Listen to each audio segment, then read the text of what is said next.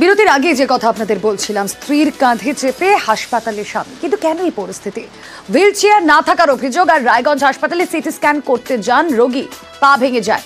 রায়গঞ্জের রায়পুরের বাসিন্দার, কয়েকদিন আগে রায়গঞ্জ মেডিকেলে ভর্তি করা হয়।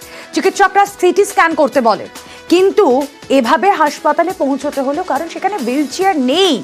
কথা বলবো, আমাদের প্রতিনিধি মুক্তা রয়েছেন সঙ্গে। মুক্তা, এমএসভিপি এই অভিযোগ তো অস্বীকার করছেন, সিচুয়েশনটা কি ছিল কি ছিল না সেখানে হুইল চেয়ার?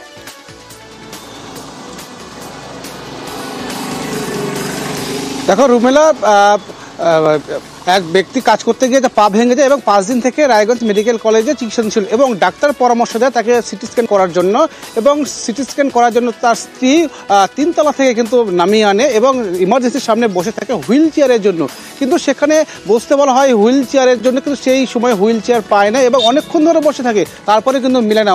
অবশেষে স্ত্রীর কাঁধে চেপেই কিন্তু সিটি স্ক্যান কেন্দ্রে পৌঁছতে হয় স্বামীকে নিয়ে। কারণ রায়গঞ্জ ইমার্জেন্সি থেকে প্রায় 200 মিটার দূরে সিটি স্ক্যান কেন্দ্র, অনেকটা বেগ পেতে হয়েছে। এই চিত্র আসতে কিন্তু হইচই পড়ে যায় রায়গঞ্জ মেডিকেল কলেজে। কিন্তু এমএসভিপি দাবি করছে যে হুইল চেয়ার বা স্ট্রেচার অ্যাভেলেবেল আছে, তাহলে কেন সেই সময় পেল না? একটা যখন ডাক্তারবাবু লিখে দিয়েছে যে সিটি স্ক্যান করতে হবে, ইমার্জেন্সি রয়েছে, তাহলে ওখানকার যারা স্টাফরা ছিল তারা কেন হেল্প করলো না, কেন তাদেরকে সাহায্য করলো না? কিন্তু ঘুরে ফিরে কিন্তু এই প্রশ্ন তুলছে। তবে এই যে ঘটনা, এই ঘটনাকে সামনে রেখে কিন্তু রায়গঞ্জ মেডিকেল কলেজ এবং রায়গঞ্জে কিন্তু অন্য একটা বার্তা পৌঁছেছে। কেন এটা কি তাহলে কাঁধের গাফলতি? যারা স্বাস্থ্যকর্মীরা রয়েছে বা আধিকারিকরা রয়েছে হাসপাতালের, তাদের নজরে কেন আসলো না? এই প্রশ্নটাই কিন্তু ঘুরপাক কাটছে। তবে কিন্তু এমএসভিপি বলছেন যে অ্যাভেলেবেল আছে, কিন্তু যদি আরেকটু অপেক্ষা করতো তাহলে সেই সময় পারতো। কিন্তু প্রশ্ন, যদি ইমার্জেন্সি কেস হতো তাহলে কি সেই হুইল চেয়ারের জন্য কি অপেক্ষা করতে হতো? সেখানে কি রোগীর কি আরো বড় ধরনের ক্ষতি হতে পারতো? প্রশ্ন কিন্তু তুলছে সাধারণ রোগীরা। বেশ, হুইল চেয়ারের ব্যবস্থা করে দিবে বলে কি বলি, আপনি ওখানে থাকেন, আমি ব্যবস্থা করে দিচ্ছি। পরে দেখছি নাই, কোনো ব্যবস্থা নাই।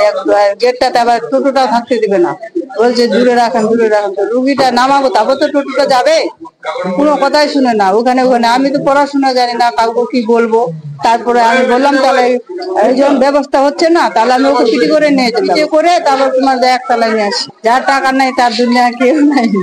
কর্মতীর্থ তৈরির পরেও রাস্তাতে হকাররা। বারাসাতে ছবি দেখাবো, রাস্তার উপরে পসরা সাজিয়ে হকাররা। কোটি টাকা খরচ হয়েছে, 200টি দোকান ঘর নিয়ে তৈরি হয়েছে কর্মতীর্থ। কিন্তু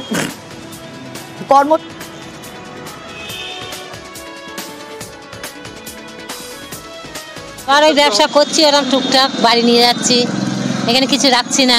এই সমস্যা আমাদের একটু তো আছেই। বারাসাত পৌরসভা থেকে তো আপনাদের ছবি তোলা হয়েছিল, ফোন নাম্বার নেওয়া হয়েছিল, সবই হয়েছিল। তারপরে তো আর কিছু হয়নি, ভাঙচুর হয়ে গেল। জন্য দোকান দেওয়া হবে বলেছিল। হ্যাঁ, সেই ব্যাপারে কি জানেন এখন? সেই ব্যাপারে তো কিছুই আর জানি না, সেই চুপচাপ রয়েছে। আবার যদি ভেঙে দেওয়া হয় তখন ওখানে আর কি করবো? পৌরসভার থেকে তো ছবি বা ফোন নাম্বার তুলে নিয়ে দেখতে হবে বলে, তো সেখানে এখন কিছু জানো? নিয়ে গেছিল ছবি টবি তুলে, ফোন নাম্বার নিয়ে গেছিল, সেটা এখনো কিছু করেনি। ফুটপাতেই ভালো, এই ফুটপাতেই ব্যবসা করাটা ভালো হয়। আমাদের যদি এখানে সব মাল টাল রাখতে দেয় তাহলে সুবিধা হয়, আমাদের ভেঙে চুরে নিয়ে গেলে আমাদের অসুবিধা হবে। এর আগে তো একবার ভেঙে দিয়েছিল, যদি ভেঙে দেয় তখন? ভেঙে দিলে কি করা যাবে? আবার দোকান করবে, আবার দোকান করতে হবে, এইভাবে চলতে হবে, নাহলে চলবে না তো আমাদের। এভাবেই চলতে হবে, না হলে তো চলবে না আমাদের। অর্থাৎ ফুটপাতে ভরসা তাদের ব্যবসার জন্য। জিয়াউল আলম প্রতিনিধি রয়েছেন আমাদের সঙ্গে। জিয়াউল, কর্মতীর্থ তৈরি হয়েছে, কিন্তু সেখানে তাদের কি দোকান মেলেনি? তাহলে কেন ফুটপাতের উপরে তাদেরকে ভরসা করতে হচ্ছে? একদম, দেখো, প্রায় 2021 সালে প্রায় 2,79,00,000 টাকা দিয়ে কর্মতীর্থ তৈরি হয়েছিল। বারাসাতে যেহেতু শহরে যারা হকার রাস্তার উপরে পসরা সাজিয়ে বসে, তাদের জন্য তীব্র যানজট হয় এবং তাদের কথা মাথায় রেখে কিন্তু এই 2 কোটি, প্রায় 3 কোটি টাকা দিয়ে তৈরি হয়েছিল কর্মতীর্থ বা হকার্স মার্কেট। কিন্তু সেটা প্রায় 5 বছর অতিক্রান্ত, এখনো পর্যন্ত সেই হকারদের কোনো সেই চাবি, দোকানের চাবি দেওয়া হয়নি। পৌরসভা ইতিমধ্যে জানিয়েছেন নাকি এই 5 বছরেও কিছু ইলেকট্রিক্যাল প্রবলেম রয়েছে এবং কিছু যেহেতু প্রায় এখানে 2500 হকার্স রয়েছে যারা রেজিস্টার, ফলে তাদের লটারি হবে তারপরে, কিন্তু সেটা 5 বছরও হয়ে গেলেও এখনো পর্যন্ত সেই লটারি হচ্ছে না এবং ইলেকট্রিক প্রবলেম মিটছে না। ফলে যে 5 বছর আগে যে সমস্যার কথা মাথায় রেখে হকার্স মার্কেট তৈরি হয়েছিল সেই সমস্যা এখনো পর্যন্ত রয়ে গেছে। ফলে তাদের মধ্যেও কিন্তু তাদের কাছ থেকে একাধিকবার কাগজপত্র নেওয়া হচ্ছে, কিন্তু তাদেরকে কোনো রকম ভাবে সেই হকার্স অথবা মার্কেটের চাবি দেওয়া হচ্ছে না। ফলে জানি ইতিমধ্যেই ক্ষোভ জমছে এবং বারাসাত শহরের একেবারে সামগ্রিকভাবে সমস্যার শিকারই হতে হচ্ছে, কারণ কারিকারি টাকা খরচ হয়েছে, দোকান হয়েছে তৈরি, চাবি মেলেনি, আর তারা ফুটপাতে বসে ব্যবসা করছে আর যানজট পোহাতে হচ্ছে বারাসাতবাসীকে। বারাসাত পৌরসভা যে অঞ্চলে হকাররা বসে আছে, আমরা একটা কর্মচিত্র করেছি মিউনিসিপ্যালিটির থেকে। সেই কর্মচিত্রে তাদের স্থান করে দেওয়ার জন্য কিছু কিছু হকার যে অভ্যাস রয়েছে রাস্তার উপরে বসা, স্বাভাবিক কারণে উঠতে একটু সময় লাগছে, তবে ইনফ্রাস্ট্রাকচার তৈরি করতে একটু সময় লাগছে। ইলেকট্রিক লাইন, ইলেকট্রিসিটি এবং দোকানের যে লটারি হবে সেই টোটা জেলা শাসকের সঙ্গে কথা বলে এবং সাব ডিভিশন অফিসে এসডিওর সঙ্গে কথা বলে আমরা এবং চেয়ারম্যান আমরা সবাই বসে একটা সিদ্ধান্ত নিয়ে টোটাল লিস্ট হয়ে গেছে। আশা করি আগামী মাসের মধ্যে এটা কমপ্লিট হয়ে যাবে, তাদের দোকানগুলো হস্তান্তর করা হবে এবং কর্মচিত্রেই তাদের ব্যবস্থা করে দেওয়া হবে। আর এবার দেখাবো জমির পাট্টা থাকা সত্ত্বেও কিভাবে দখল গোয়ালপুকুরে কাঠগড়ায় তৃণমূল নেতা। ভূমি ও ভূমি সংস্কার দপ্তরের আধিকারিককে ঘিরে বিক্ষোভ, বিএলএলআরওর টেবিল চাপড়ে পদ্ম শিবিরের বিক্ষোভ। বিজেপি রাজনীতি করছে দাবি অভিযুক্তের, পৈতৃক জমি বলে দাবি অভিযুক্ত তৃণমূল নেতার। শুনুন কি চলছে সেখানে।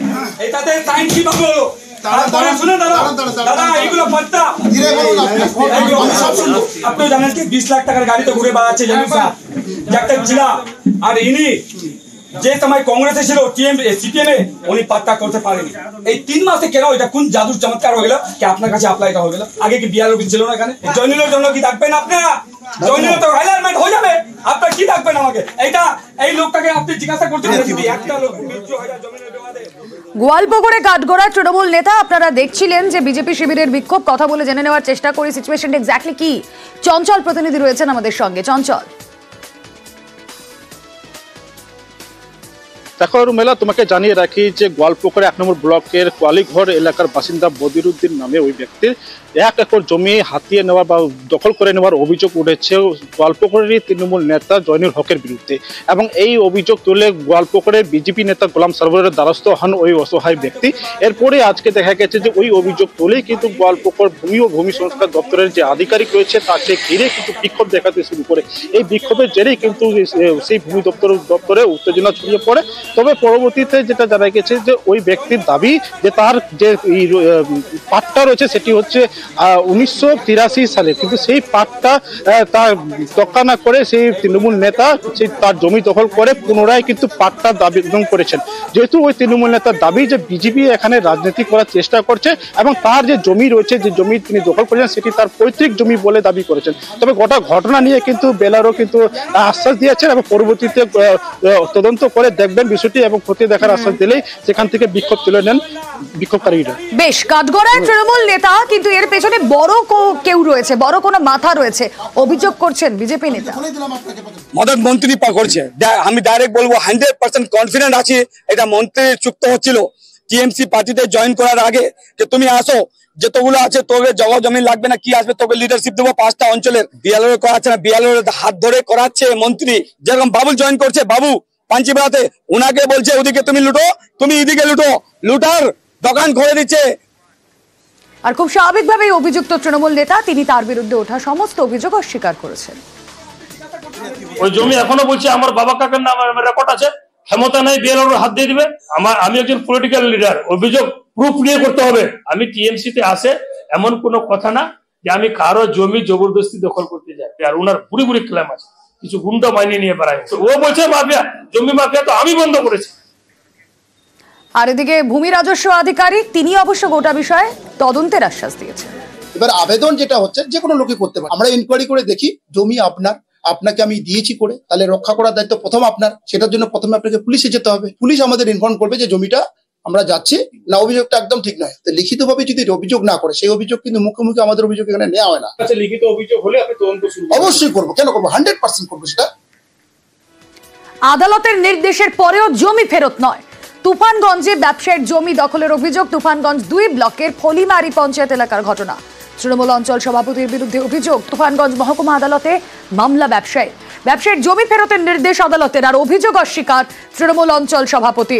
আদালতের নির্দেশের পরেও জমি কেন ফেরত নয়, কথা বলবো আমাদের প্রতিনিধি শুভঙ্কর রয়েছেন সঙ্গে। শুভঙ্কর।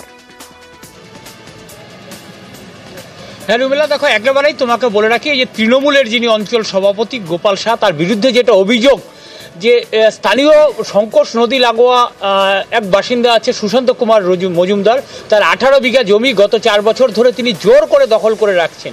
এবং গোটা বিষয়টি নিয়ে প্রথমে স্থানীয় প্রশাসনের দ্বারস্থ হয়েছিলেন, তাতেও কোনো কাজ হয়নি। এরপরই ওই ব্যবসায়ী আদালতের দ্বারস্থ হন এবং তুফানগঞ্জ মহকুমা আদালত ওই ব্যবসায়ীর পক্ষে রায় দিয়েছেন যাতে তাকে জমি ফেরত পাওয়া যায়। কিন্তু তিনি যখন তার জমি ফেরতের জন্য গতকাল গিয়েছিলেন, তখন তাকে এই তৃণমূলের নেতার তরফে, তৃণমূল নেতার অনুগামীরা তাকে হুমকি দেয় বলে অভিযোগ, এবং প্রশাসনের পক্ষ থেকেও কোনো রকম সহযোগিতা পাননি। এরপরই তিনি মুখ্যমন্ত্রীর দ্বারস্থ হবার সিদ্ধান্ত নিয়েছেন। যদিও এই যে ব্যবসায়ীর যে অভিযোগ করেছেন তৃণমূল নেতার বিরুদ্ধে, অভিযুক্ত তৃণমূল নেতা তার অভিযোগ অস্বীকার করেছেন। তিনি যেটা বলতে চেয়েছেন যে এটা ভিত্তিহীন অভিযোগ, তাকে কালিমা লিপ্ত করার জন্যই এই ধরনের একটা ভিত্তিহীন অভিযোগ করা হয়েছে। রুমেলা।